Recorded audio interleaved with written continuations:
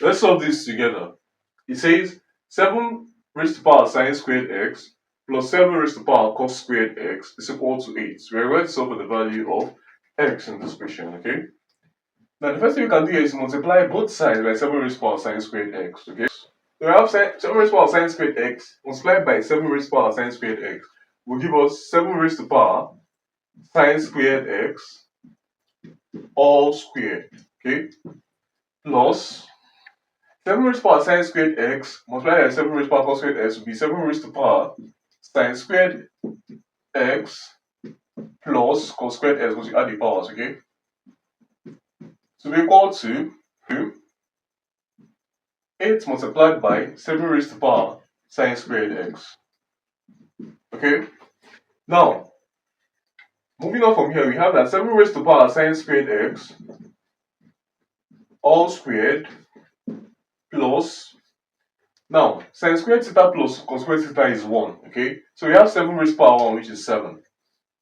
It's equal to 8 multiplied by 7 raised to the power sine squared x. Alright? Now you can say at this juncture, let 7 raised to the power sine squared x be equal to y. Okay? So what we're going to have here is that this will become y squared plus 7 to be equal to 8y. Okay? Collecting like terms, we have y squared minus 8y plus 7 is equal to 0. We can say, let's solve this using factorization method. So we'd have that 7 times y squared is 7y squared. The two multiples of 7y squared that we'll add to get 8y is minus 7 and minus 1. So we have that y minus 7 multiplied by y minus 1 is equal to 0. So we have that y is equal to 7 or 1. Okay? But recall that y is equal to 7 raised to the power sine squared x. Okay? So when y is equal to 7, we have that 7 raised to the power sine squared x is equal to 7. And 7 is the same as 7 raised to the power 1. Okay? The bases are the same, so we equate the powers. So we have 7 sine squared x is equal to 1. Okay? Now sine x will be equal to plus or minus square root of 1, which is 1. Okay?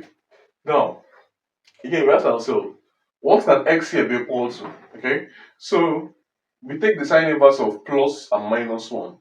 So, 90 and 270 degrees. Okay?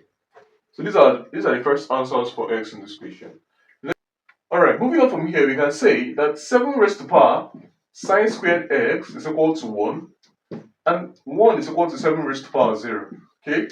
So we now have that sine squared x is equal to 0. Okay? So because sine squared x is equal to 0, we now have that sine x as well will equal to 0. Hence our x here should be equal to arc sine 0, okay?